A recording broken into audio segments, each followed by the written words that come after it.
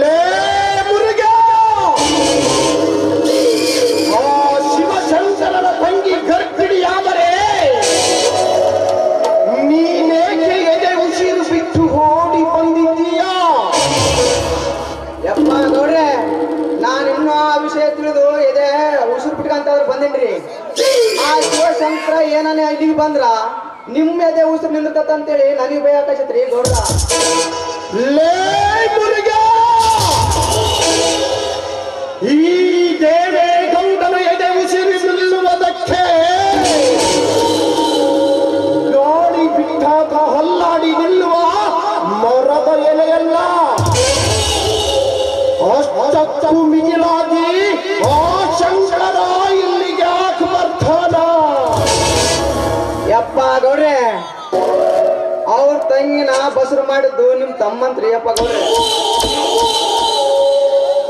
ನನ್ನ ತಮ್ಮನ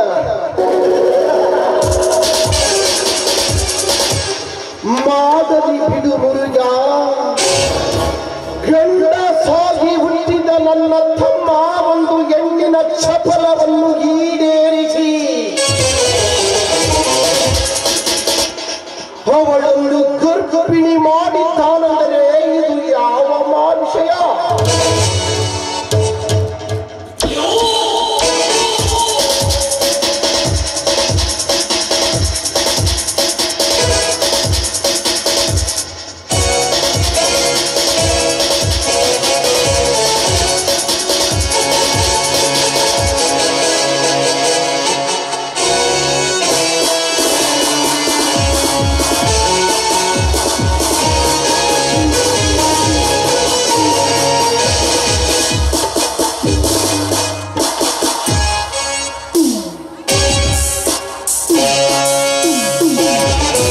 ನಮಸ್ಕಾರ ಗೌಡರಿಗೆ. ಯಾರು? ಓಹೋ, ಹೊಸದಾಗಿ ಈ ಹುದ್ದೆಗೆ ಭರ್ತಿಯಾಗಿ ಬಂದ ಇನ್ಸ್ಪೆಕ್ಟರ್ ವಿಜಯ್.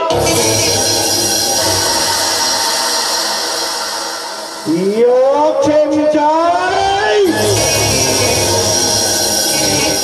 ಈ ರೌಡಿ ಜಾಗಿನೊಂದಿಗೆ ಈ ಗೌಡರ ಮನೆಯ ಪ್ರವೇಶ ಮಾಡಿದ್ದೀಯಲ್ಲ?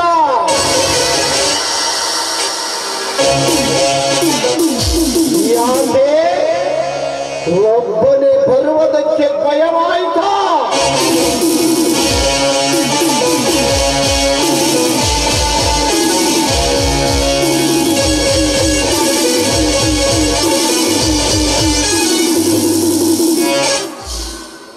ಭಯವಲ್ಲ ಗೌಡ, ಬಡಿದು ತಿನ್ನುವಂತ ನಿಮ್ಮಂತ ಬಂಡನ ಮಕ್ಕಳನ್ನು ಊಟಗಾರನಿಂದ ಒಟ್ಟು ಎಳೆದೊಯ್ಯಲು ಬಂದಿದ್ದಾನೆ ಈ ವಿಜಯ್.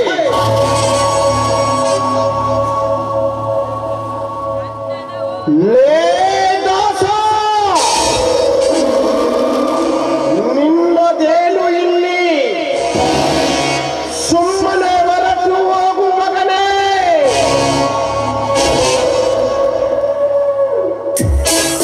ಏ ಗೌಡ, ಬಂದೂಕು ಎತ್ತಿದರೆ ನಿನ್ನನ್ನು ಈಗಲೇ ಅರೆಸ್ಟ್ ಮಾಡಿ ಬಿಡುತ್ತೇನೆ.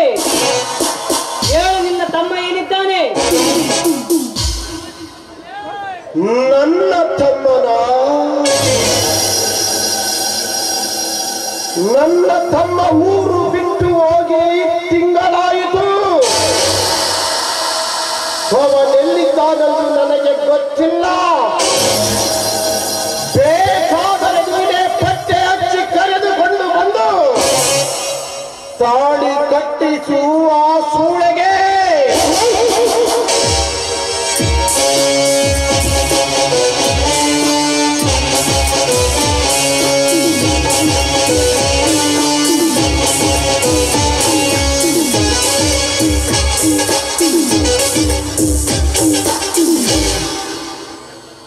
ಗೌಡ,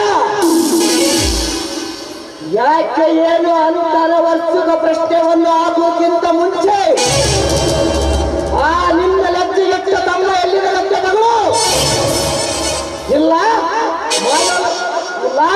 ಮೊದಲಿಂದ ಕಡೆದು ಹಾಕಿ ಆ ನಮ್ಮ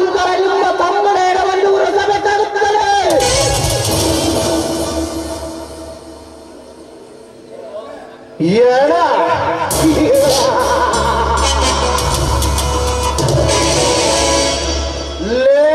ಶಂಕರ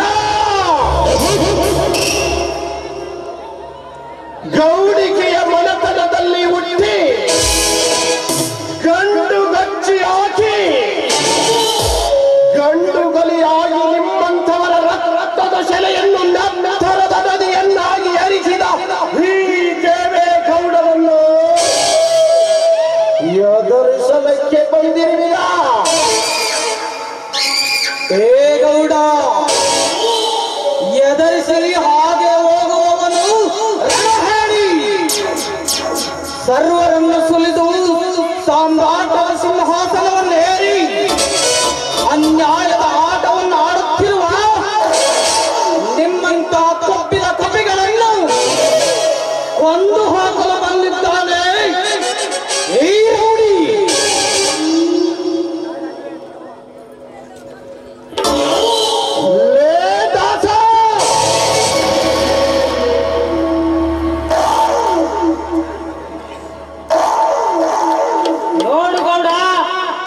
ಬಟ್ಟೆ ನನ್ನ ಮೈ ಮೇಲೆ ಇದೆ ಎಂದು ನಿನಗೆ ಕಾನೂನು ದೃಷ್ಟಿಯಿಂದ ಹೇಳುತ್ತಿದ್ದೇನೆ.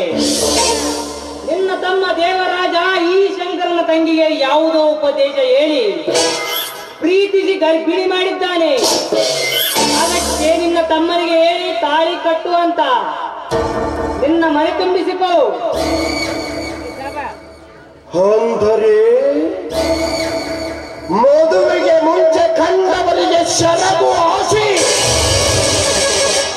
ತುಂಬು ಗರ್ಭಿಣಿಯಾದ ಸೂಳೆಯನ್ನ ನಾನು ಮನೆ ತುಂಬಿಸಿಕೊಳ್ಳಬೇಕೆ? ಲೇಗೌಡ,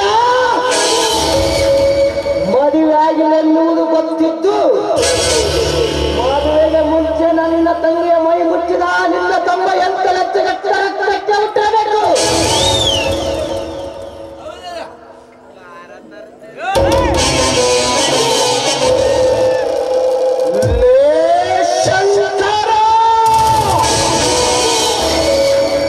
ನಿನ್ನ ತಂಗಿ ನನ್ನ ತಮ್ಮ ಕೊಡುತ್ತಿರುವ ಹಣಕ್ಕೆ ಆಸೆ ಬಿದ್ದು ಶರಗು ಆಶಿರಬೇಕು.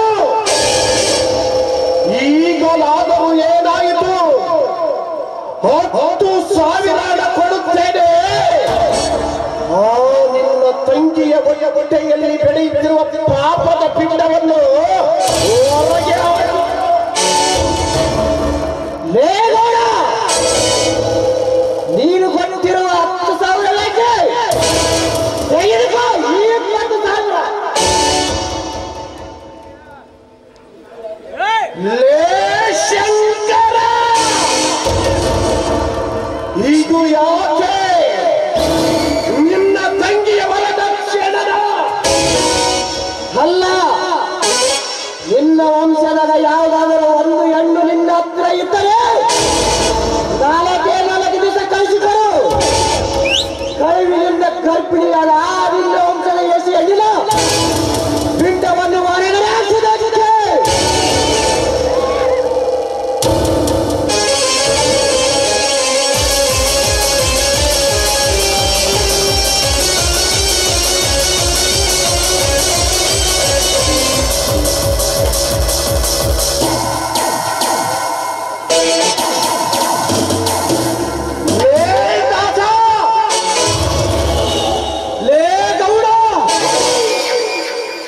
ಕೈ ಎತ್ತಿದರೆ ಈ ದಾಸನ ಮಚ್ಚಿನಿಂದ ಪಚ್ಚಿ ಹೋಗುವುದು ನಿನ್ನ ಕೈ. ನಿನ್ನ ತಮ್ಮನ ಮೋಸದ ಆಟಕ್ಕೆ ಬಲಿಯಾಗಿ ಆ ಹೆಣ್ಣು ಗರ್ಭಿಣಿಯಾಗಿ ನಿಂತಿದ್ದಾಳೆ. ಮಾನವೀಯತೆಯಿಂದ ಒಪ್ಪಿ ಈ ಶಂಕರನ ತಂಗಿಗೆ ತಾಳಿ ಕಟ್ಟಿದರೆ ಸರಿ. ಎಲ್ಲ ಆ ದುಷ್ಟ ದೇವರಾಜನ ದೇಹವನ್ನು ಸೀಳಿ ಆ ಹೆಣ್ಣಿನ ಹಣೆಗೆ ಸಿಂಧೂರವನ್ನು ಇಡಬೇಕಾಗುತ್ತದೆ. ಗೌಡ, ತಿಳಿಸಿ ಹೇಳು ನಿನ್ನ ತಮ್ಮನಿಗೆ ತಾನು ಮಾಡಿದ ತಪ್ಪನ್ನು ಒಪ್ಪಿಕೊಂಡು ತಾಳಿ ಕಟ್ಟುವಂತ, ಇಲ್ಲ ನಿನ್ನ ತಮ್ಮನ ಮೇಲೆ ರೇಪ್ ಕೇಸನ್ನು ಹಾಕಿ ಜೀವಂತ ಸಜೆ ಮಾಡಬೇಕಾಗುತ್ತದೆ ಜೈಲಿನಲ್ಲಿ. ಬಾ ಶಂಕರ, ಹೋಗೋಣ.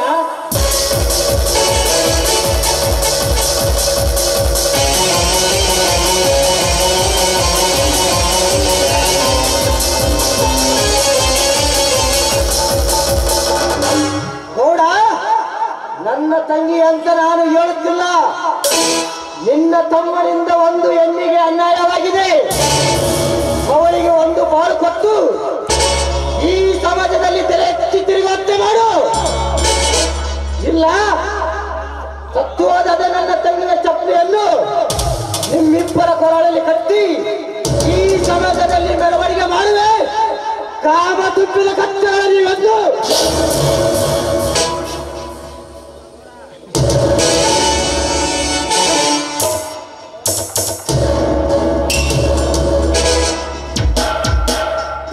ಗೌಡ, ಇವನು ಒಲಿದರೆ ದಾಸ,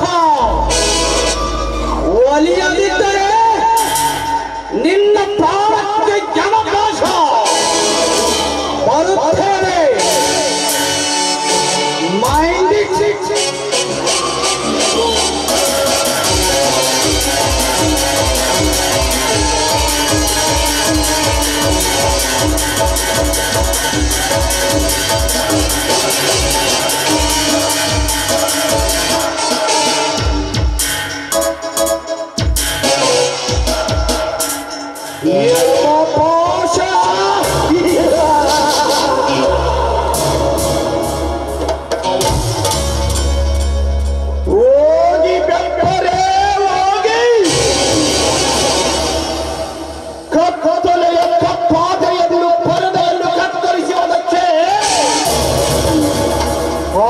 ಚಂದ್ರನಿಂದ ಮಾತ್ರ ಸಾಧ್ಯ.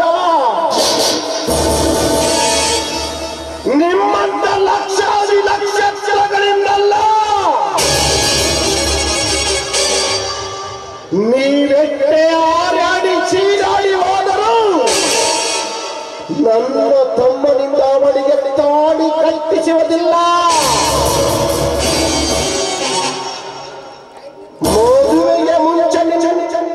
ಮದುವೆಗೆ ಮುಂಚೆ ತುಂಬು ಗರ್ಭಿಣಿಯಾದ ನಿನ್ನ ತಂಗಿಯನ್ನು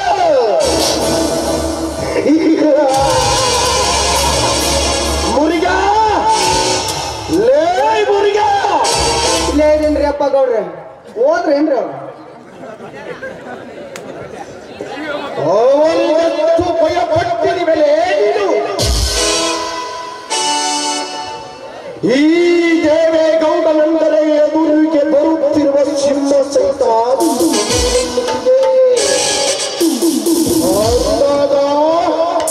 ಊರಿಗೆ ಊರೇ ಈ ಗೌಡನನ್ನು ಕಂಡು ಗಡಗಡಗಡಗುತ್ತಿರುವಾಗ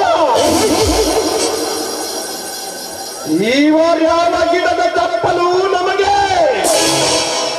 ಬಾ ನನ್ನ ತಮ್ಮನಿಗೆ ಹೇಳಿ ಕಂಡವರಿಗೆ ಸೆರೆಗೂ ಹಾಸಿದ ಶಂಕರನ ತಂಗಿಯನ್ನು ಯಮನ ಹತ್ತಿರ ಕಳಿಸೋಣ. ಅಪ್ಪ ಗೌಡ್ರೆ, ಯಮನ ಹತ್ರನ ಕಳಿಸ್ರಿ, ಇಲ್ಲ ಆ ಕಡೆ ಭೀಮ್ ಹತ್ರನ ಕಳಿಸ್ರಿ. ಒಟ್ಟ ನನಗೆ ಜೀವಕ್ಕೆ ಅಪ್ಪ ಬರ್ದಂಗ್ ಮಾಡ್ಬಿಡಪ್ಪ. ಯಪ್ಪ ಗೌಡ, ಹೋಗ್ರಿ ಅಪ್ಪ ಗೌಡ್ರೆ.